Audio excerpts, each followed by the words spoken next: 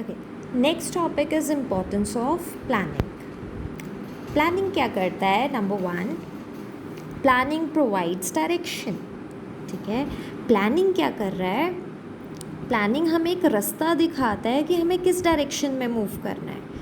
Organisation को planning से पता चलता है कि हमने क्या काम करना है और कैसे उसे कंडक्ट करना है। तो प्लानिंग क्या कर रहा है? It provides us a path, it provides us the way to do the task. ठीक है, सेकेंड आ गया, it reduces the risk of uncertainty. Planning involves predicting the future.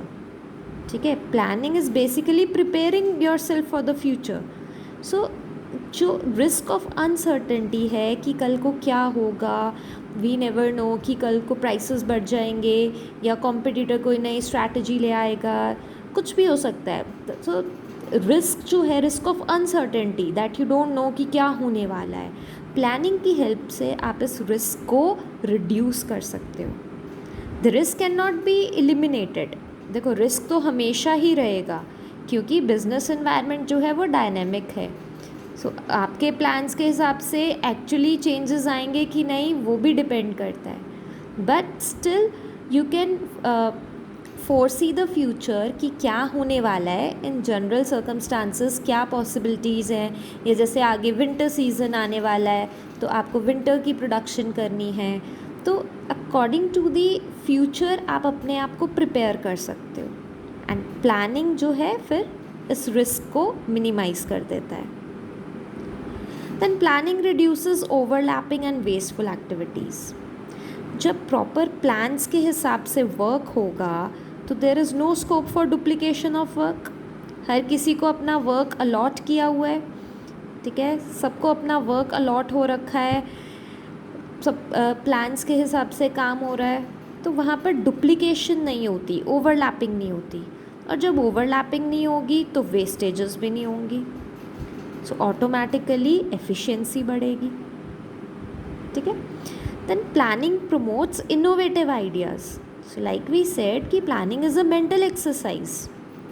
ठीक है, तो उसमें क्या होता है, मैनेजर्स या employees they give their best ideas, they put their best ideas forward, innovative ideas बनाते हैं या सोचते हैं। Lot of logical thinking is involve. तो लॉजिकल थिंकिंग है, सोचते हैं एंड देन एक प्रॉपर डिसीजन पे रीच करते हैं। तो it promotes innovative ideas and then it facilitates decision making. So planning में ही when you look at various ideas तो यू बेसिकली इवैल्यूएट देम कि किस में कितना बेनिफिट है, कितनी कॉस्ट है, and on the basis of that analysis you reach a certain decision और you choose the best alternative. And last आ गया, it establishes standards for controlling. Planning की हेल्प से ही क्या हो रहा है, एक बेस प्रोवाइड कर रहा है कंट्रोलिंग के लिए। कंट्रोलिंग क्या होता है? आप ये चेक करते हो कि क्या work according to the plans हो रहा है कि नहीं हो रहा। सो ये to check that, to perform controlling, एक बेस होना चाहिए। प्लान्स बने होंगे तभी कंट्रोलिंग होगी, स्टैंडर्ड्स प्लान्स बनेंगे तभी आप चेक कर पाओगे कि क्या अकॉर्डिंग टू द प्लान्स काम हो रहा है कि नहीं। तो planning provides base for controlling, it establishes standards for controlling. Alright, next देखते हैं limitations of planning. Limitations of planning. Number 1, planning leads to rigidity. Planning leads to rigidity. क्या कहना चाहते हैं कि जब टॉप लेवल मैनेजर्स प्लान्स बनाते हैं तो कहीं ना कहीं उनके basically what they want is कि जो प्लान बन गया उसी को ही आगे फॉलो किया जाए। ठीक है, सो फिक्स हो जाता है कि इसी वी कैन से इसी मेथड से काम होगा या इसी वे में हम वर्क को कंडक्ट करेंगे। तो प्लानिंग कहीं ना कहीं रिजिडिटी ले आता है कि हर चीज़ प्रॉपरली फिक्स्ड हो जाती है and therefore planning leads to rigidity. Therefore we can say 6th point कि प्लानिंग रिड्यूसेस क्रिएटिविटी। जब रिजिड हो जाएगा, जब टॉप मैनेजमेंट सारे प्लान्स बना देगी या मैनेजर्स फिक्स कर देंगे, तो नीचे एम्प्लॉयज़ को लगता है कि हमें अपनी क्रिएटिविटी दिखाने का कोई चांस नहीं मिल रहा। अगर कोई मैनेजर कहता है या कोई एम्प्लॉई कहता है कि सर अगर हम ऐसे काम करें तो हो सकता है हमारी कॉस्ट रिड्यूस हो जाए, या इससे हमें बेटर मशीनरी लगानी चाहिए, तो मैनेजर्स कई बार ऐसे सजेशंस को इग्नोर कर देते हैं। वाई? बिकॉज दे फील कि हमने प्लान्स बना दिए हैं, अब ऐसे ही काम होना चाहिए। तो एक तो रिजिडिटी आ जाती है, एंड नीचे जो एम्प्लॉयज़ हैं वो अपनी क्रिएटिविटी नहीं दिखा सकते। तो प्लानिंग रिड्यूसेस क्रिएटिविटी, ठीक है, बिकॉज एक सिस्टम क्रिएट हो जाता है कि इसी मैनर में ही वर्क कंडक्ट किया जाएगा। तो किसी भी तरह की वेरिएशन या कोई अपने पर्सनल आइडियाज़ सजेस्ट करना अलाउड नहीं होता। सेकेंड आ गया, planning may not work in a dynamic environment. So like I told you कि आप फ्यूचर को फोरसी कर सकते हो, प्रिडिक्ट करके प्लान्स बना सकते हो, ठीक है। जनरल सिचुएशंस तो सबको ही पता होती हैं कि ये पॉसिबिलिटीज़ हैं, ये हो सकता है, ये हो सकता है, तो खुद को प्रिपेयर कर लिया, प्लान्स बना लिए, right. But there are certain changes जो हमारे कंट्रोल में नहीं होते। Business environment is dynamic in nature. जैसे कि कोरोना वायरस आ गया, जिससे अचानक ही कितने बिजनेस अफेक्ट हुए, या डीमोनेटाइजेशन हो गई। तो planning may not work in a dynamic environment ना। जितने भी क्लोथिंग इंडस्ट्री थी, they were prepared for summer season, summer product बन चुका था, ठीक है। लेकिन क्या हुआ, कोरोना की वजह से स्टोर्स बंद हो गए, सेल्स बहुत ज़्यादा रिड्यूस हो गई, कुछ टाइम के लिए तो सेल्स बिल्कुल ही बंद हो गई। तो अब क्या प्लानिंग थी उनकी कि समर सीज़न आ रहा है, let's prepare clothes for summer season. Planning के हिसाब से प्रोडक्शन हो रखी है, लेकिन जो ये सडन चेंजेस आते हैं ये हमारे कंट्रोल में नहीं होते। तो planning may not work in a dynamic environment, ठीक। Then planning involves huge cost. Planning is a costly process. Plan करना इतना ईजी नहीं है। प्लानिंग में अब देखो, छोटे मोटे प्लान्स बनाना इज़ वेरी इजी, बट जब ऑर्गेनाइजेशन में प्लान्स बनते हैं तो they use various models, proper professionals बैठ के प्लान्स बनाते हैं। So therefore planning involves huge cost, and planning is a time consuming process. Managers they give their own creative ideas, suggestions देते हैं, थिंकिंग इन्वॉल्व होती है, डिफरेंट मॉडल्स को use करके प्लान्स बनते हैं। पास्ट परफॉर्मेंसेस को चेक किया जाता है कि पास्ट में क्या प्रॉब्लम आई थी या क्या सक्सेसफुल रहा था। So it is a time consuming process. And fifth आ गया, planning does not guarantee success. Planning कर लेने का मतलब ये नहीं है कि सक्सेस मिल जाएगी, ठीक है। प्लान को इम्प्लीमेंट भी करना पड़ता है, फॉलो अप भी करना पड़ता है। सो अगर आपने टाइम टेबल बना लिया कि मैं ऐसे ऐसे पढ़ूँगा तो मेरे एग्ज़ाम में 99% पक्के हैं, but you get so happy कि मेरा टाइम टेबल इतना अच्छा बना है that you forget to implement it, या आप उसके हिसाब से स्टडी नहीं करते हो, तो obviously you won't be able to achieve your objective. Planning कर लेने का मतलब ये नहीं है कि सक्सेस मिल जाएगी, उसको इम्प्लीमेंट करना पड़ता है, time to time follow up करना पड़ता है। Alright, so these are the limitations of planning. And last आ गया प्लानिंग प्रोसेस। प्लानिंग प्रोसेस क्या है, अब इसे देखते हैं। Number 1 is setting objectives. Planning में सबसे पहला काम क्या किया जाता है, ऑब्जेक्टिव सेट करना। ऑब्जेक्टिव्स क्या हैं, these are the end results which an organisation wants to achieve.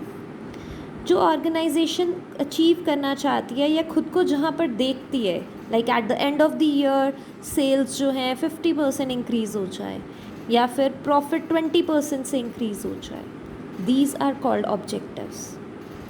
So objective कैसा होना चाहिए, ऑब्जेक्टिव जो है न्यूमेरिकल टर्म्स में हो, क्वांटिटेटिव टर्म्स में, बिकॉज उसको मेजर करना इजी हो जाता है, एंड बाद में कंपेयर करना भी इजी होता है कि हमारा ऑब्जेक्टिव क्या था एंड एक्चुअल में क्या अचीव किया.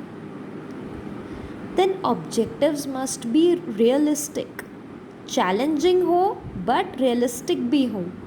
आप ऐसे ही वेगली ऑब्जेक्टिव्स नहीं बना सकते, राइट? रियलिस्टिक गोल्स होने ज़रूरी हैं. जिस तरह से आपके रिसोर्सेज हैं, आपके पास एम्प्लॉयज़ हैं, जिस स्केल पे आप काम कर रहे हो, आपके ऑब्जेक्टिव भी उसी हिसाब से होंगे. तो objectives should be challenging but realistic at the same time. Then the objectives must be in quantitative terms. Then second आ गया developing premises. So premises means assumptions बनाना. ठीक है, दो तरह की अजम्पशंस होती हैं, इंटरनल एंड एक्सटर्नल. इंटरनल में आप एज अ ऑर्गेनाइजेशन चेक करोगे कि ऑर्गेनाइजेशन में मैन पावर कितना है, कितने रिसोर्सेज हैं, रॉ मटेरियल, मशीनरी, मतलब आपके पास खुद का क्या क्या चीज़ें अवेलेबल हैं. ठीक है, कितना एम्प्लॉयज़, वर्कर्स हैं, कितना कैपिटल है, मशीनरी, रॉ मटेरियल, खुद की कितनी कैपेसिटी है. एंड एक्सटर्नल प्रेमिसेस में आप आसपास के फोर्सेस एंड सिचुएशंस को स्टडी करते हो, कि एज्यूम करते हो कि रॉ मटेरियल के प्राइसेस इंक्रीज़ नहीं होंगे, इकोनॉमी में कोई चेंजेस नहीं आएंगे, लीगल एनवायरनमेंट सेम रहेगा, हमारा प्रोडक्ट किसी तरह से कोई प्रॉब्लमेटिक प्रोडक्ट नहीं है जो बैन हो जाए या कोई इश्यूज़ हो. तो यू मेक सर्टन अजम्पशंस कि भाई मेरे पास इंटरनली ये चीज़ें अवेलेबल हैं. एक्सटर्नल में हम एज्यूम करके चलते हैं कि प्राइसेस में कोई प्रॉब्लम नहीं आएगी, कस्टमर्स की डिमांड सेम रहेगी, कस्टमर्स का टेस्ट चेंज नहीं होगा. And on the basis of these assumptions, in number 3 you identify alternative courses of action. You identify alternative courses of action. ठीक है, alternative courses में अब on the basis of what assumptions you have done, आप different alternatives को identify करते हो कि हम क्या क्या कर सकते हैं. जैसे कि अगर कार मैन्युफैक्चरिंग कंपनी है तो वो कहते हैं कि या तो हम पुराने कार को उसमें कॉस्मेटिक चेंजेस कर देते हैं, जैसे स्विफ्ट कार में होता है कि टाइम टू टाइम उसके लुक्स चेंज कर देते हैं, राइट, फीचर्स कुछ चेंज कर दिए. या फिर दूसरा ऑप्शन है कि नई कार लॉन्च कर देते हैं. तो ऑल्टरनेटिव कोर्सेज ऑफ एक्शन क्या है, उनको आइडेंटिफाई करना. Then number 4, evaluating these alternative courses. So उनको इवैल्यूएट किया जाता है कि what will be the cost involved, कि उसका बेनिफिट क्या होगा. ठीक है, इन डेप्थ एनालिसिस होता है, टेक्निकल एनालिसिस, फाइनेंशियल, हर चीज़ देखी जाती है कि क्या कंपनी के पास सफिशिएंट रिसोर्सेज हैं ये करने के लिए. ठीक है, कितना खर्चा होगा, बेनिफिट कितना होगा, हर चीज़ को डेप्थ में एनालाइज करते हैं. एंड देन आता है number 5, selecting the best alternative. So जो ऑल्टरनेटिव्स आइडेंटिफाई हुए हैं उसमें से जो बेस्ट सूटेबल ऑल्टरनेटिव है उसे सेलेक्ट किया जाता है. Best alternative is selected over here. ठीक है, तो ये ऑल्टरनेटिव का this is a very important point in the planning process. कई बार 1 मार्कर में पूछते हैं कि which is the most important step, that is selecting the alternative. Because अगर गलत ऑल्टरनेटिव सेलेक्ट होगा तो कंपनी का फ्यूचर, उसके प्रॉफिट्स उससे अफेक्ट होंगे. तो बेस्ट ऑल्टरनेटिव सेलेक्ट करने वाला स्टेप बहुत ही इम्पॉर्टेंट है. Then this alternative is implemented. जो भी प्लान सेलेक्ट हुआ है उसको इम्प्लीमेंट करते हैं, वर्क उसके हिसाब से कंडक्ट होता है. एंड देन फॉलोअप किया जाता है time to time to see that the objective और द प्लान है उसके अकॉर्डिंगली वर्क हो रहा है कि नहीं हो रहा, या जो ऑब्जेक्टिव है वो अचीव हो रहा है कि नहीं हो रहा. सो फॉलोअप किया जाता है टू सी कि प्लान के हिसाब से काम हो रहा है कि नहीं, एंड अगर नहीं हो रहा है तो अकॉर्डिंगली चेंजेस लाए जाएँ जिससे वो अचीव हो जाए. Alright, so this was planning process. Okay.